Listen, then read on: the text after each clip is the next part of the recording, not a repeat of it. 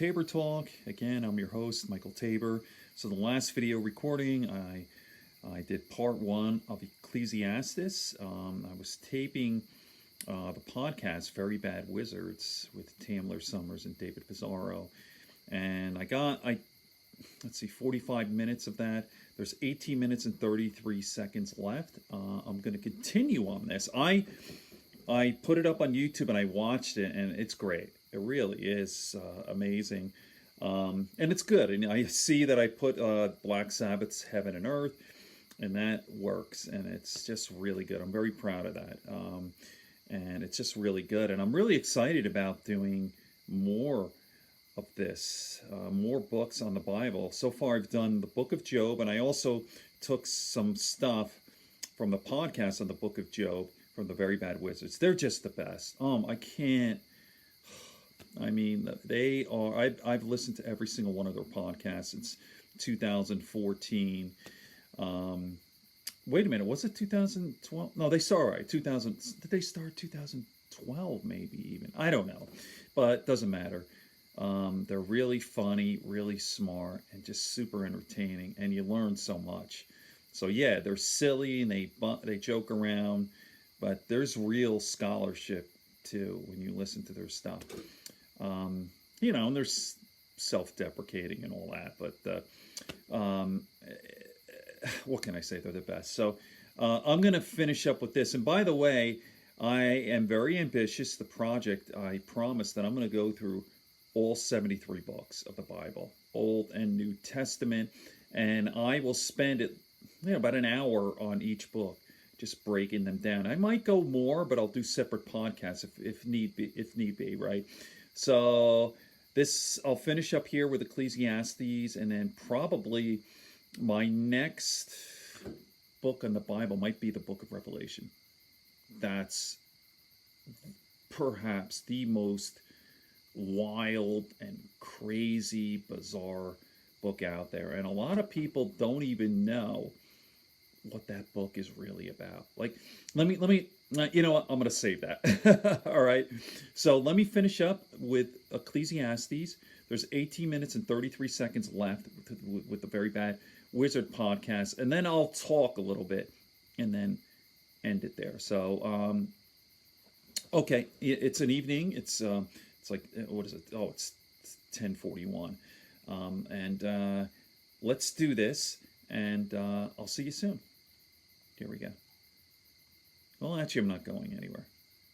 Here's what I think. If Okay, you had to continue pick on. a mostly consistent message of the text, it's this kind of Epicurean recommendation. Go and eat your bread. This is also in chapter 9. It follows God is like the same fate comes to everyone, whether you're good or bad or evil or wicked, whether you follow the commandments or not.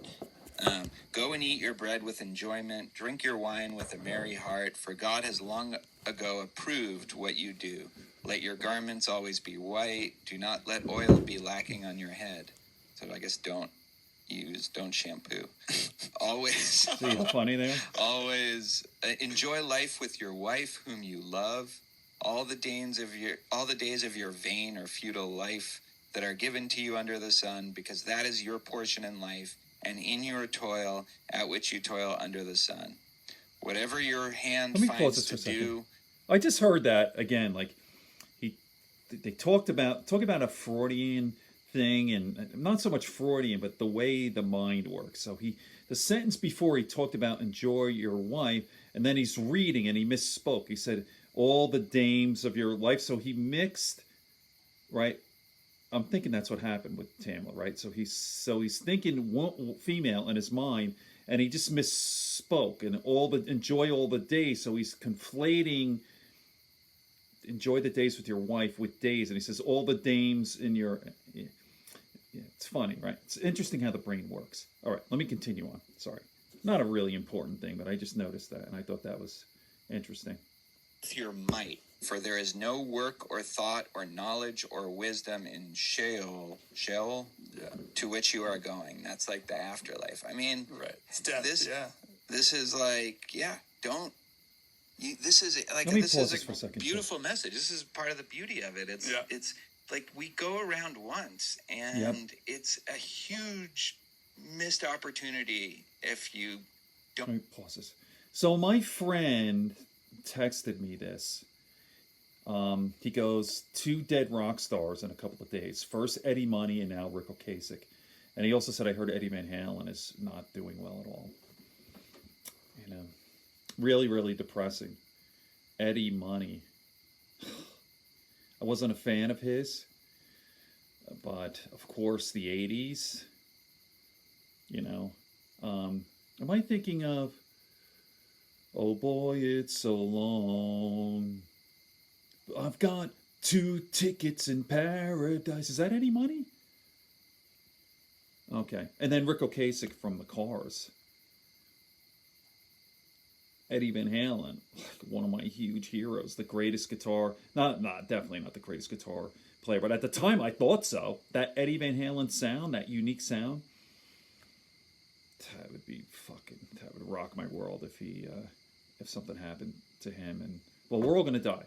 So the point is, what does it all mean? You know, like these rock stars, this great life, and then it's boom, you're gone and you're dead, and this is reading Ecclesiastes and listening to this. What the fuck does it even mean? You know, everything is everything is vanity, and it's meaninglessness. And I know it's fucking depressing, but to just acknowledge this, try to think of this like a human life, right? Like you live, what is it? What's the average age for men? Is it 79, something like that? Women a little older. And maybe some people live to 90, some people even 100. What the hell is that? A century. When you think about, well, stack it against human history, or let's just say human history, right? And civilization. Like civilization, what?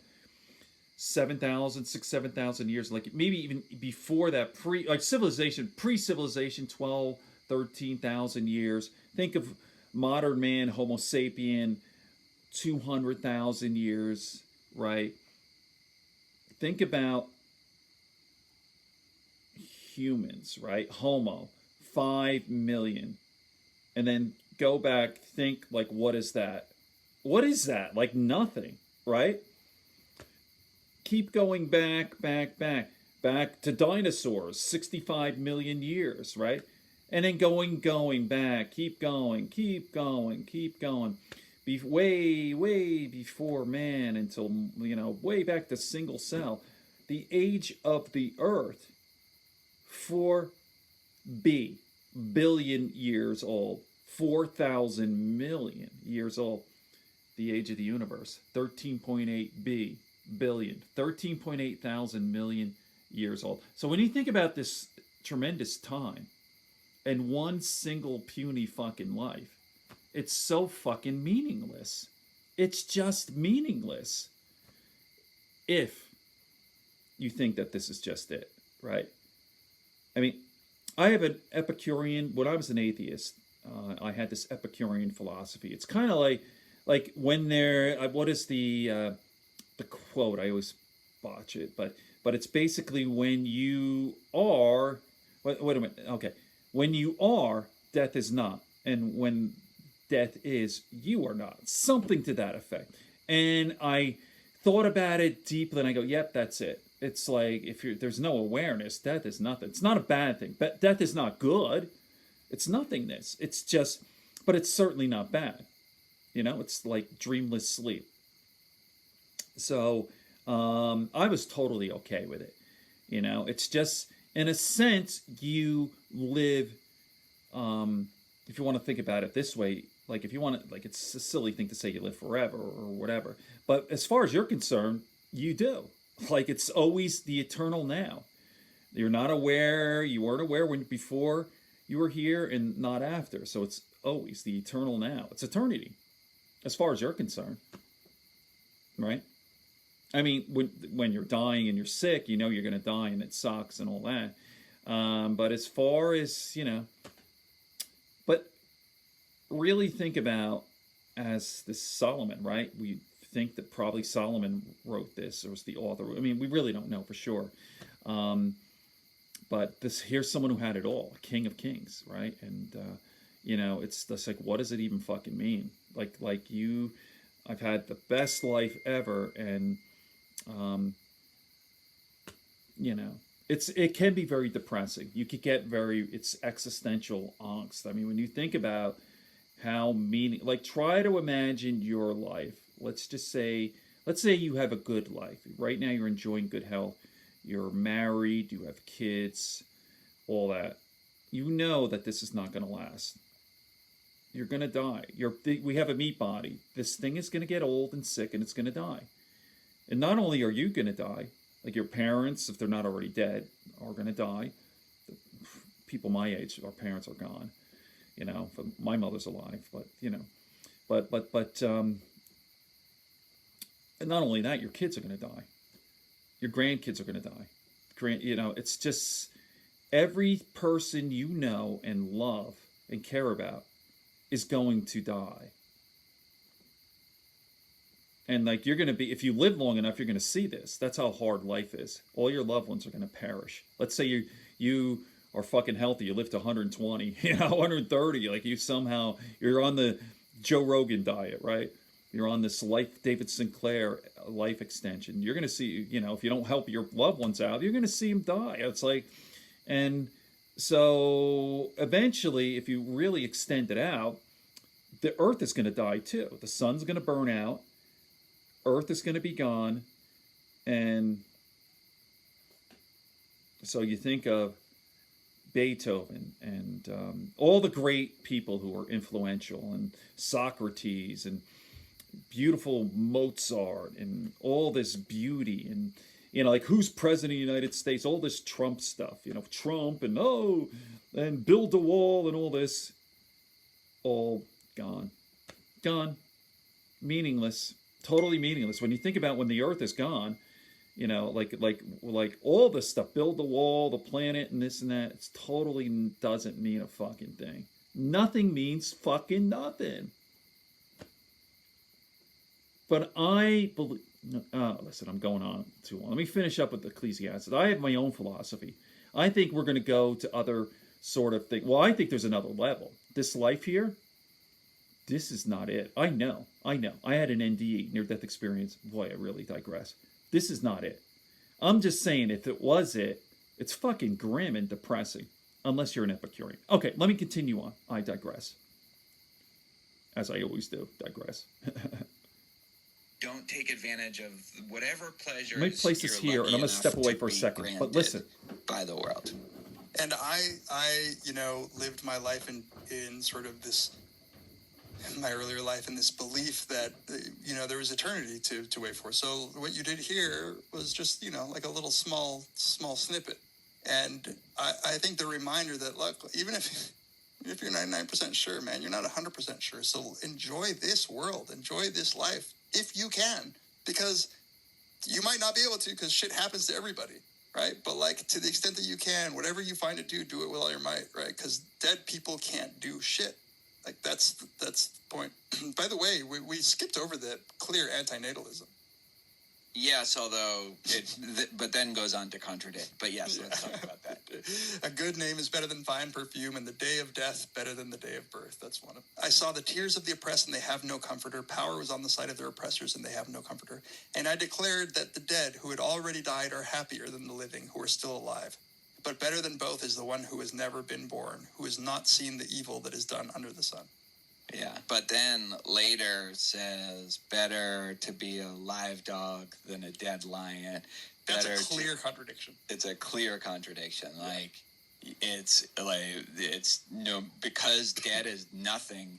And this is such an Epicurean idea. It's like, you're nothing there, so the thing to do is to make the most of being alive, because tomorrow is not promised, so make the best of it now. Tomorrow's not promised. Tomorrow's not promised, Yeah. I mean, obviously, this is what I think it has something for the antinatalist, and it has something for the anti-antinatalist, because life sometimes sucks for people, and life sometimes is really good for people. And so you have sides of yourself that might really wish you had never been born. And then you also have sides of yourself that's grateful for the opportunities that you've been granted because you're alive. I'll stand up for it. Right.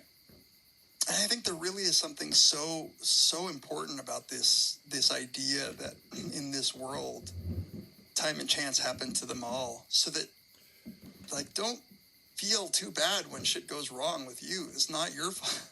Like, you know, this just world isn't like that. The world doesn't work with karma. Like, it just doesn't. I found that comforting because I think it's so tempting. I don't know if I believe that. Especially as a young person, that whatever happens to you must be a result of what you did or what you deserved. Yeah, and it seems like karma. I'll get into he it. wants to disabuse you of this idea that it's your fault, or that there's somehow other people are getting a better deal because they've been more either just or unjust. It's like, no, this is just pure lottery. This is pure chance. Yeah. But the one thing that you can do, the little bit of control that you have, is to enjoy the times where the roulette wheel spins your way. Right. And not to That's just so good. abandon that too. Because that's the grievous ill. That's a recurring theme. Like, the worst thing is when people who have riches or who have knowledge and wisdom, when they don't enjoy those things when they could. And we all do and it. Even when your toil is hard, you know, give a little Sisyphean smile.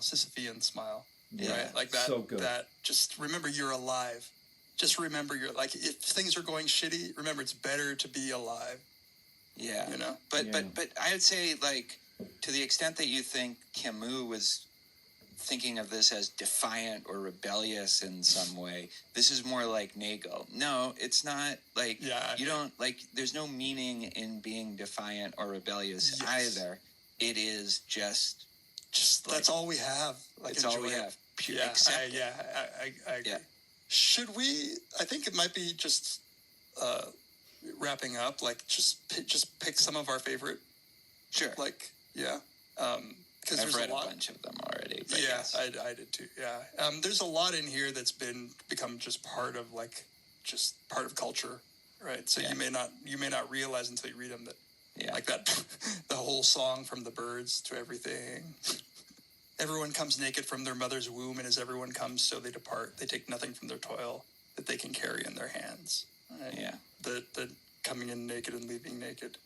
The recurring thing that really resonates with me is, at times he complains that human beings are never satisfied. The eye is not satisfied with seeing, or the ear filled with hearing. The lover of money will not be satisfied with money, nor the lover of wealth with gain. This is also vanity. But then to follow that up with, this is what I have seen to be good. It is fitting to eat and drink and find enjoyment in all the toil with which one toils under the sun, the few days of the life that God gives us, for this is our lot.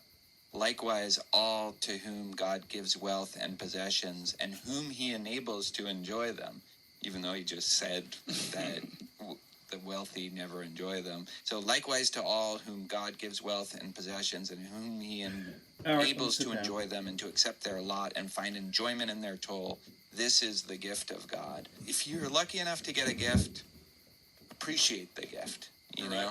Right. And that's good. That's what he's seen. That's the one thing that this old person has seen to be good, you know? Right. But what if your life sucks? What if it's... Then you're fucked, but, you know. Better to be alive, dog. But at least don't feel like, you know, it's your fault, or that the unjust people are like, don't have that extra bit of resentment, because their life probably sucks too. That's right. It's very much like an anti-resentment sentiment here, which is like, there's no point in being bitter. Nobody gets what they deserved anyway, right? Right. There is a theme, and I think I've talked about almost everything that I highlight. I mean, a lot of people with Trump, there's a lot of resentment, people on the left who hate him. I hate him because he's a piece of fucking shit and he's a monster. I'm not jealous of, I would definitely not want to have his life. I mean, absolutely not.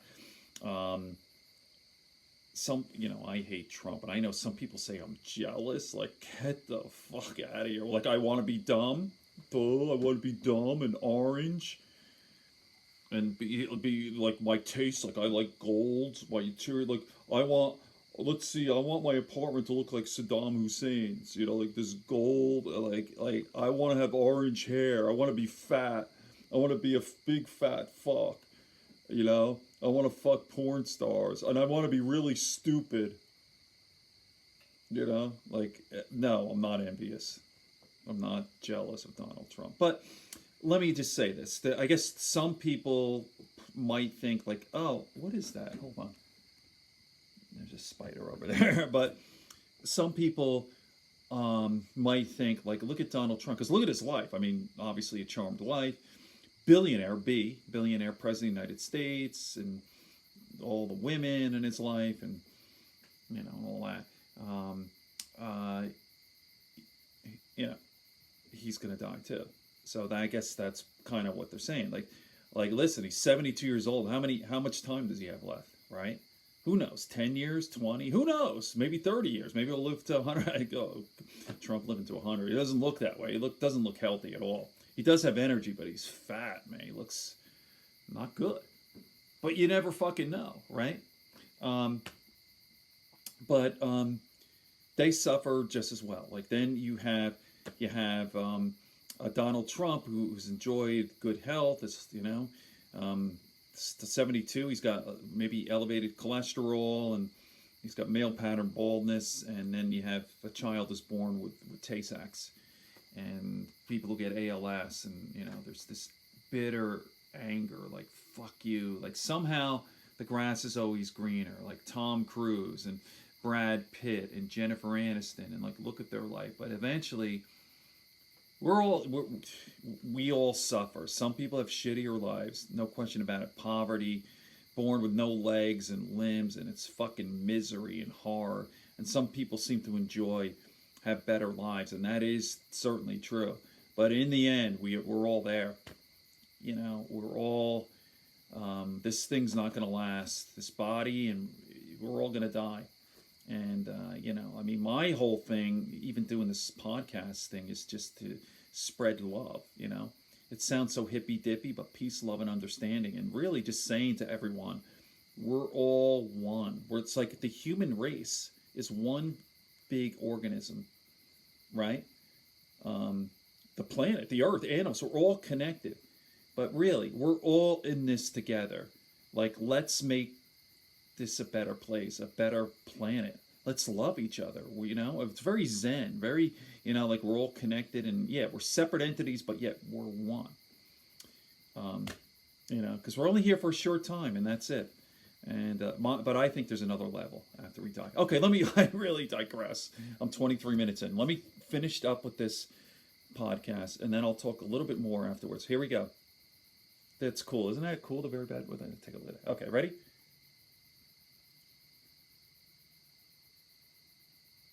Very Bad Witches. Oh my God! It went all the way back to the my beginning. dad, and Let me pause again. Why did it go? I went all the way to the beginning. I'm sorry about that. Let's see.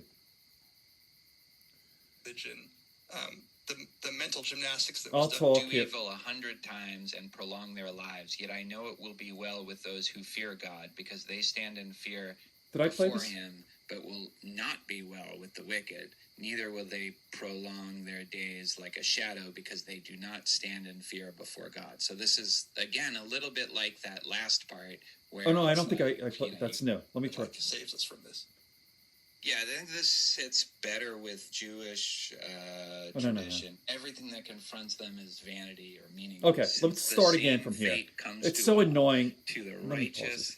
this. I'm sorry, because even the first one, it just cut out on me. I hope people weren't frustrated by that. I hope my talking helped to. All right, so let me continue on from here, and I'm not going to pause until the end, so we could avoid this problem. Okay. No, wait a minute, because that's 113. Let's start here. Okay, let's start from here. full message. This is part of the beauty of it. It's Yeah. it's like we go around once, and Okay, we it's did a hear this, but let's hear it huge again. It's so great. missed opportunity if you don't take advantage of whatever pleasures you're lucky enough to be granted by the world.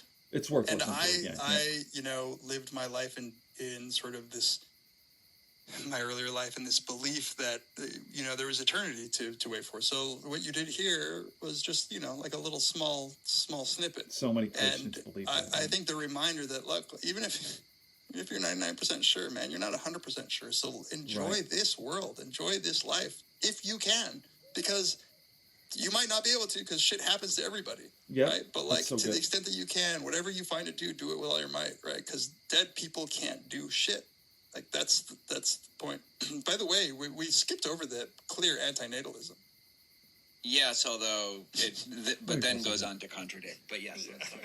If people don't know what antinatalism is, that it's a philosophy that states better to have never been born. Antinatalism. That life just sucks. It sucks big dick. Better to never have been born. Antinatalism. Okay, so let me continue on. Let me just... Okay, ready?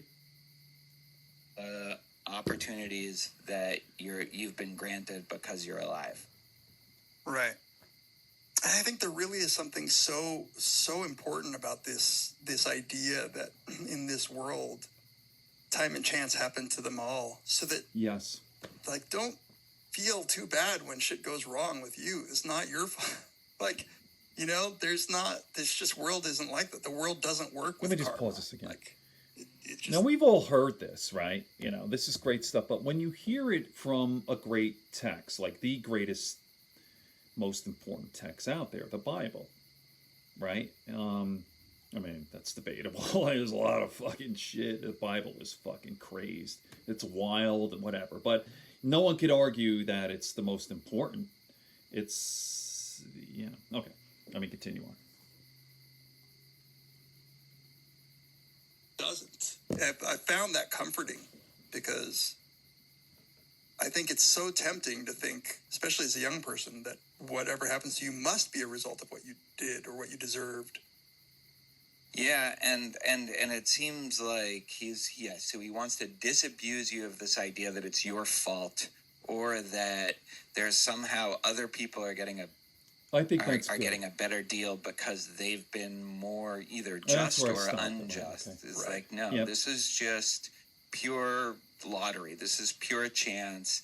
But the one thing that you can do, the little bit of control that you have, is to enjoy the times where the roulette wheel spins your way. Right. And I not like to that. just abandon that too, because Right. that's the grievous ill. That's a recurring theme. Like, the worst thing is when people who have riches or who have knowledge and wisdom, when they don't enjoy those things when they could. Right. I And thought even this- when your yeah. toil is hard, you know, give a little Sisyphean smile. Love that. Right? Sisyphean. Like Make that. the Sisyphus Albert Just Camus. remember you're alive. Just remember you're, like, if things are going shitty, remember it's better to be alive. Well, Yeah. You know? I beg to differ but there. I'd say, like, to the extent that you think Camus was thinking of this as defiant or rebellious in some way, this is more like Nago. No, it's not. Like, Yeah. you don't, like, there's no meaning in being defiant or rebellious Yes. either. It is just That's all we have. Like, it's all we enjoy it. have. Pure, Yeah, accept it. I agree. Yeah. Should we? I think it might be just wrapping up. Like, just pick some of our favorite. Sure. Like, yeah, because I've there's read a lot. bunch of them already. But Yeah, yes. I did too. Yeah, Okay. We there's a heard all lot this, in but here that's that's worth been hearing become again, just right? part of, like, just part of culture, right? So Yeah. you may not realize until you read them that, Yeah. like, that the whole song from the birds to everything. That's right. Everyone comes naked from their mother's womb, and as everyone comes, so they depart. They take nothing from their toil that they can carry in their hands. Right? Yeah. The coming in naked and leaving naked. The recurring thing that really resonates with me is, at times he complains that human beings are never satisfied. The eye is not satisfied with seeing, or the ear filled with hearing. The lover of money will not be satisfied with money, nor the lover of wealth with gain. This is also vanity. But then to follow that up with, "This is what I have seen to be good. It is fitting to eat and drink and find enjoyment in all the toil with which one toils under the sun, the few days of the life that God gives us, for this is our lot. Likewise, all to whom God gives wealth and possessions, and whom he enables to enjoy them," even though he just said that the wealthy never enjoy them. So, "Likewise to all whom God gives wealth and possessions, and whom he enables to enjoy them and to accept their lot and find enjoyment in their toil, this is the gift of God." If you're lucky enough to get a gift, appreciate the gift, you know? Right. And that's good. That's what he's seen. That's the one thing that this old person has seen to be good, you know? Right. But what if your life sucks? What if it's... Then you're fucked. We're hearing this for the but, second you know, time. This is where I...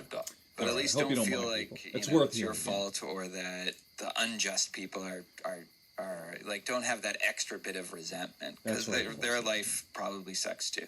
That's right. It's a very much like an anti-resentment sentiment here, which is like there's no point in being bitter. Nobody gets what they deserved anyway, right? Right.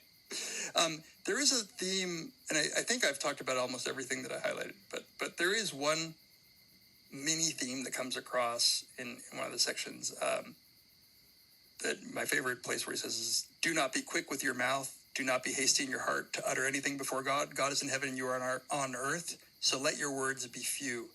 So he talks about like, you know, I'm not sure what to make of it, and I get a little defensive because all I do is talk a lot.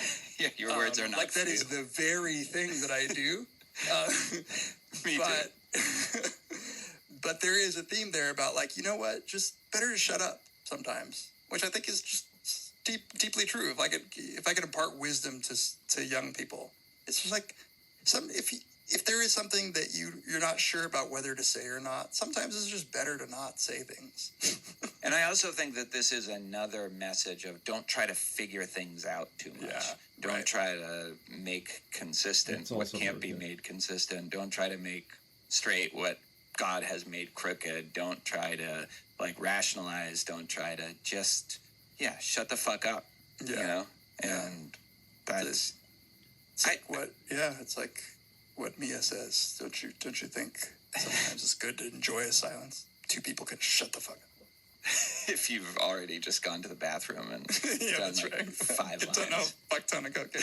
The one theme that we've touched on, but I wanted to just highlight because it comes in towards the end, is I think this is an old man giving young people advice. And you get that at the end of Ecclesiastes 11, verse 9. "Rejoice, young man, while you are young, and let your heart cheer you in the days of your youth. Follow the inclination of your heart and the desire of your eyes, but know that for I'm not all gonna these pause. I things just wanna God see will what's bring on you this into judgment. Banish anxiety from your mind and put away About pain 8 from your minutes. body. For youth and the dawn of life are vanity." I mean, there's so many just kind of internal contradictions there, but there also is this idea that when you're young, like this is your time. This is when you're going to have the best opportunity to appreciate your life. You're not going to be weighed down by this kind of weariness that the author of this has. And you never and enjoy so it at the don't- time, right? Don't mess that up. Yeah. Don't like lose that opportunity. But And we then all do. leading know. off 12 right after that. "Remember your Creator in the days of your youth, before the days of trouble come and the years draw near when you will say, I have no pleasure in them." That whole thing I have highlighted because it is a beautiful section. Yeah. "Before the sun and the light and the moon and the stars grow dark, and the clouds return after the rain, when the keepers of the house tremble, and the strong men stoop, when the grinders cease because they are few, and those looking through the windows grow dim, when the doors to the street are closed and the sound of grinding fades, when people rise up at the sound of birds, but all of their songs grow faint, when people are afraid of heights and of dangers in the streets, when the almond tree blossoms and the grasshopper drags itself along, and desire no longer is stirred, then people go to their eternal home, and mourners go about the streets."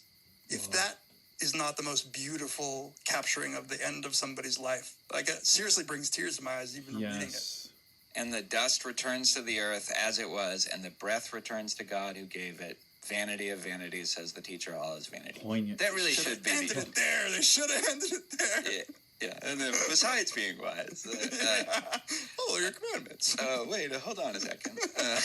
Forgot to say this. Yeah, that is absolutely beautiful and poetic. And, maybe just wrap up with a brief discussion.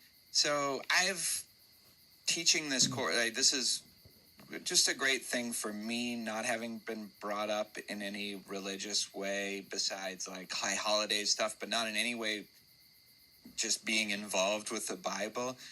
It does seem to me that the Bible is a rich source of philosophy, art, and I say this not as a religious person, but philosophy and art and beauty and just questions that can make life richer. I know a lot of people already believe this, but I think if you go through a kind of atheistic phase, as I kind of did, you start to think of the Bible as just stupid stories that make people do bad things. Like, you're really missing a lot of the complexity of it. That was me for decades. Yeah, it's fascinating to me that there's so much like this that's in there. Yeah, I agree, and I came to the same conclusion coming from the other way, right? If all you read it as is somehow God's instruction book, right? If you read it in order to like prove whatever it is you believe and read it as God's words and struggle to understand it as that, then you're also missing out, I think, on, right? You have to do mental gymnastics for Ecclesiastes. And if you don't, you could just enjoy it as what it is, which is, I think, deeply wise, sort of pondering about the meaning of life, and I think in some of the scholarship that I looked at and some of the blogs of people talking about it, I was really impressed by the sophistication of it, that people, they saw the threat of it in terms of certain deeply held beliefs, but they were totally willing to accept that was part of it. Like, that this is a part of life, to question God, to question justice, and this is an expression of those doubts that are natural to have and that are inevitable for a lot of people. There's a kind of wisdom in that. No, you're right. I think that I was just raised around a lot of people who wouldn't bother to blog about Ecclesiastes. So who were like, well, no, he didn't mean that. He didn't mean that. He didn't mean that. He couldn't have meant that. It is a thing of beauty. I wanted to say really quickly, Ecclesiastes 11, if there's any doubt that this was written by a Jew, he gives you investment advice in Ecclesiastes. All right.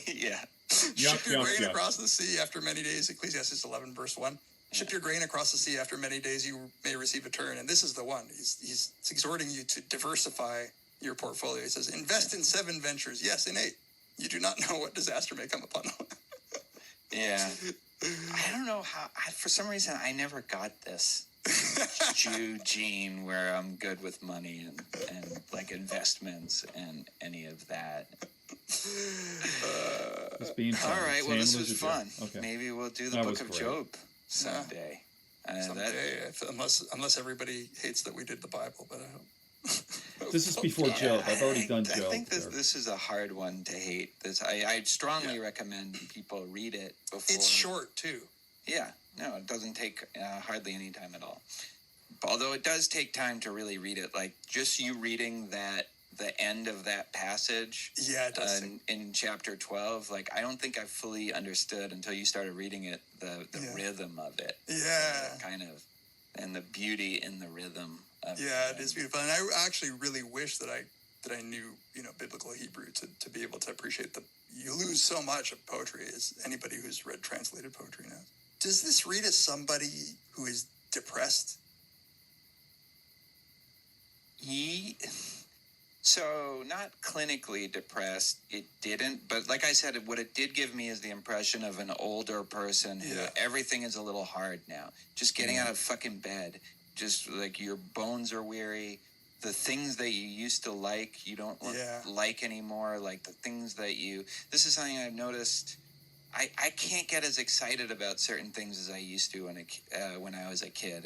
And I depend sometimes on my daughter to like have that kind of vicarious joy and excitement about things. Like as you get older, there's certain aspects. There's very good things about getting older, but there's certain parts of life that you can't approach with that same just unbridled enthusiasm. And I think he's telling the youth not to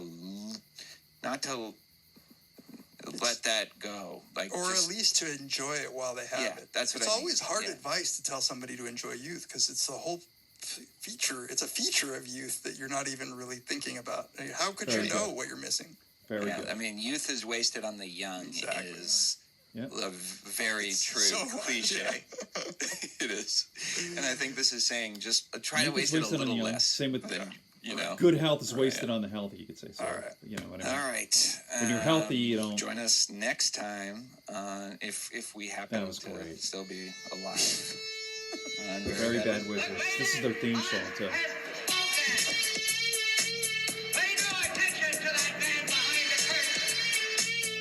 Very Bad Wizards. Who are you? Who are you? A very bad man. I'm a very good man. Good man. Love that They theme think deep thoughts, and with no more brains than you have. Pay no attention to that man. Anybody can have a brain.